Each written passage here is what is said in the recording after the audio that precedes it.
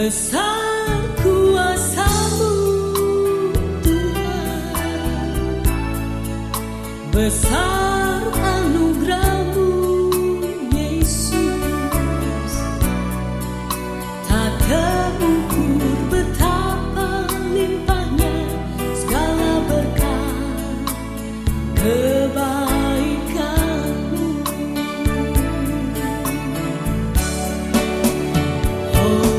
Hosana,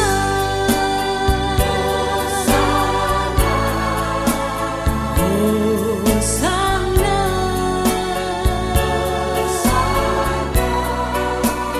bersama malaikat di surga kami angkat pujian bagi-Mu.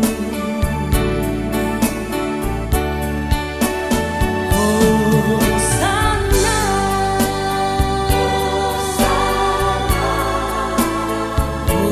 Hosana,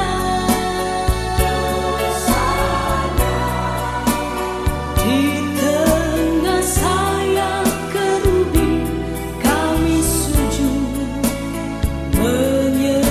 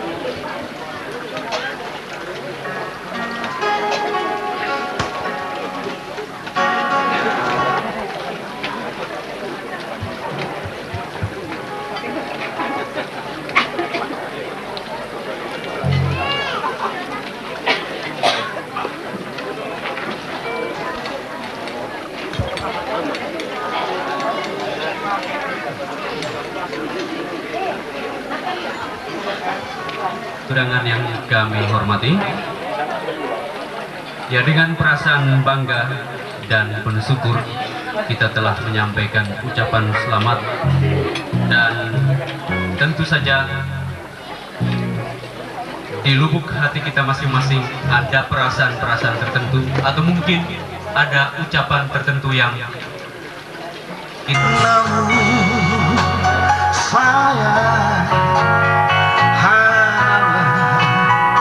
sesuatu membuat ingin bertemu. Hatiku terbentang di luar jendela, di sana ada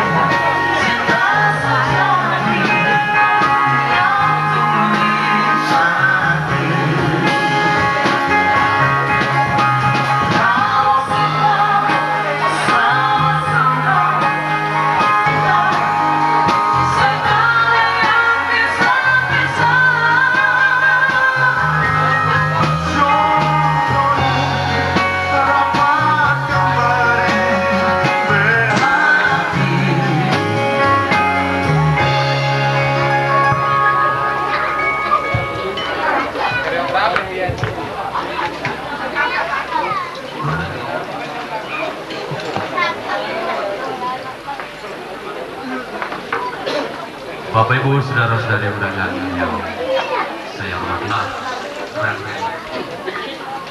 nama The Prima Band ini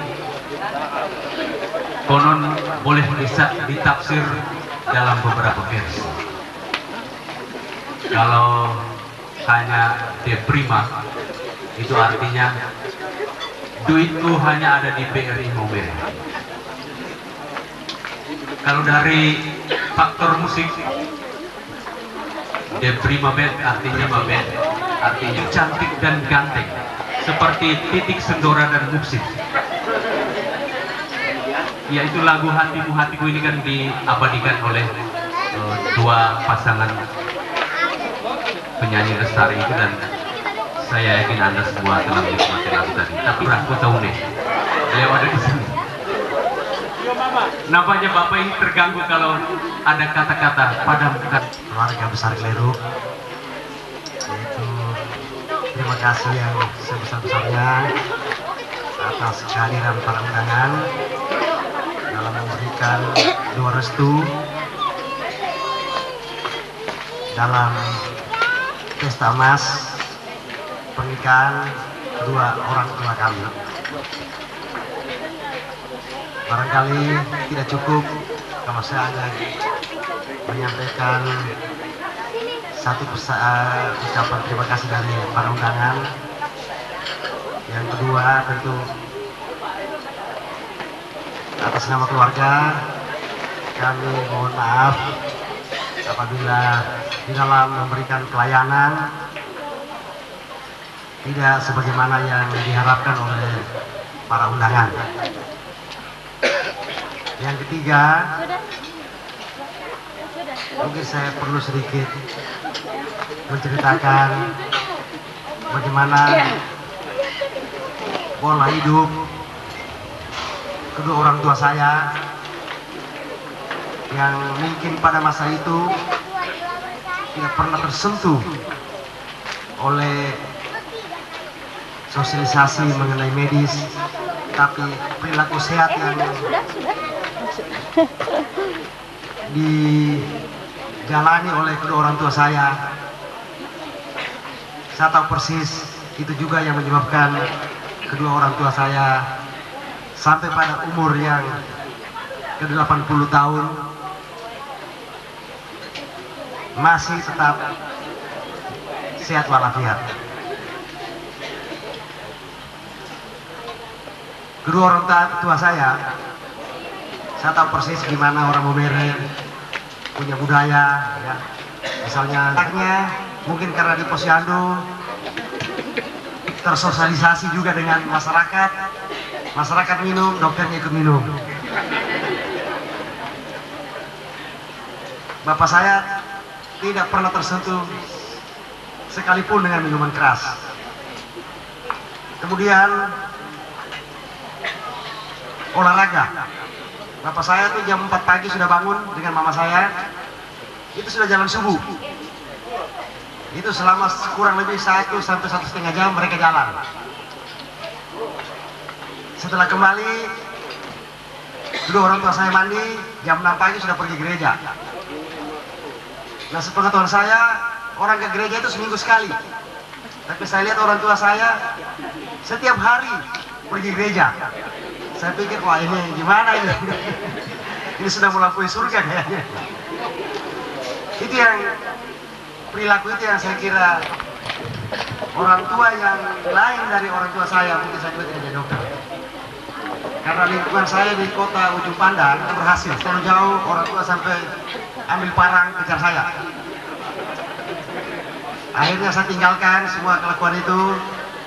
Saya berpikir, gimana? SMP juga masih seperti itu. Akhirnya karena tiap hari dapat pukul, tiap hari masuk di kolong tempat tidur. Tidur itu berjam-jam, kepala di bawah, ini di belakang, itu berjam-jam, tidak dipukul. Tapi sengsara juga itu. Akhirnya saya berpikir, kapan saya harus mengabdi pada orang tua. Akhirnya tanpa sepengetahuan orang tua, saya masuk satu SMA yang paling dikenal di kota Makassar, SMA Negeri 1. SMA Negeri 1 kelasnya ada 30 kelas kalau tidak salah. Sekolah yang paling banyak siswanya dan punya prestasi yang paling gemilang pada masa itu. Saya coba masuk sekolah itu dan saya berjanji dalam hati bahwa saya harus kasih lihat sama orang tua saya bahwa saya anak yang baik. Saya minta orang tua lupakan dosa-dosa saya dulu, dan saya harus belajar. Dan memang motivasi itu muncul dengan sendirinya, dan saya sejak SMA tiada hari tanpa buku. Mungkin malam ini karena saya malas, saya manfaatkan kemalasan saya dengan belajar. Jadi setiap adik-adik saya dipanggil untuk kerja bakti, tanya saya, itu panggil itu kerja bakti. Orang lapor, Pak, itu belajar. Sudah, kalau dia belajar nggak usah kerja. Sehingga saya tidak pernah bekerja, tangan saya tidak pernah sentuh apapun, cuci pakaian juga sampai hari ini nggak tahu. Untuk istri rajin. Jadi setiap ada kerja bakti, saya selalu terbebas. Karena setiap dicari, saya belajar. Akhirnya setiap tahun terima rapor, orang tua pulang, ketemu kawannya, selalu lapor bahwa anak saya juara umum. Cuma repotnya kalau kita belajar terus, itu kadang-kadang saya punya kepala ingin saya benturkan ke tembok. Karena apa? Karena saya setengah mati belajar, pernah sekali ada satu salah. Padahal satu salah itu masih mendapat nilai, pernah dapat 9 lagi. Akhirnya saya tes di Krokran, orang Momere di Makassar itu pada sinis. Nggak mungkin. Momere itu punya apa bisa jadi dokter. Tapi saya yakin bahwa kita jalani saja.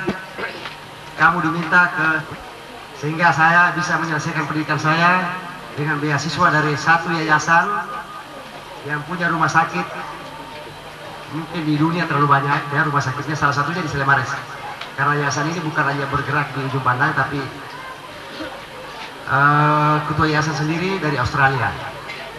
Sehingga saya mendapat beasiswa, diberikan kendaraan, buku-buku ditanggung, sehingga saya bisa menyelesaikan pendidikan saya sampai selesai jadi dokter. Ya, barangkali ini bahan pelajaran juga buat kita semua, bahwa kalau ada anak-anak tidak mampu, kita harus yakin bahwa ada saja jalan. Asal kita ada keinginan, Tuhan pasti beri jalan. Sehingga kami bisa menyelesaikan pendidikan kami. Dan saya memang pada akhirnya sangat bangga dengan orang tua saya, karena beliau punya jabatan yang cukup lumayan, tapi dengan kesederhanaan beliau dan kejujuran beliau tidak punya apa-apa. Ya, kalau itu saya cerita mungkin terlalu panjang, tapi bagi saya, orang tua saya adalah, saya anggap orang yang paling jujur di dunia, salah satu yang paling jujur di dunia. Sehingga beliau juga tidak stres, karena biar makan tidak mengandung kolesterol, makan yang cukup mengandung gizi. Tapi kalau ada stres, umur juga bisa menjadi pendek. Bapak saya tidak ada satu lingkungan yang membuat beliau stres, karena beliau tidak pernah berbuat macam-macam di lingkungannya. Saya kira itu saja yang saya bisa sampaikan kepada para bisa memperoleh hasil yang gemilang. Dan Bapak Benedictus Klerus menunjukkan jalan itu kepada anak-anaknya, dan putra sulung menjadi seorang dokter. Bapak Ibu saudara-saudari sekalian, Pak Ben memberikan kata sambutan, tapi apa boleh buat, karena sudah ditunjuk mewakili undangan anak-anak, cucu sekalian yang juga seluruhnya. Tadi bilang yang paling tua, tapi saya kurang tahu apa betul saya yang paling tua. Mungkin juga, karena memang umur saya sudah 66. Jadi kalau yang ada lebih juga saya minta maaf, karena ini yang bukan saya. Protokol yang menyatakan yang paling tua. Di atas nama undangan sekalian, saya menyampaikan provisia dan selamat berbahagia kepada Bapak Beni dan Mama Sarah.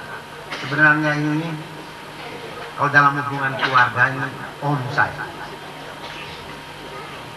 Ini om saya yang sampai mendapat Bapak tua ini meninggalkan Mama dan merantau di Makassar. Kemudian Ujung Pandang, sekarang kembali Makassar dan bekerja di sana. Seperti anaknya bilang tadi, kedudukannya cukup baik, kerja di habis bangun juga urusan warga. Artinya ini kirim nanti ya. Tapi waktu itu karena bosnya ambilnya juga sulit. Saya kemudian pada waktu itu saya menghadap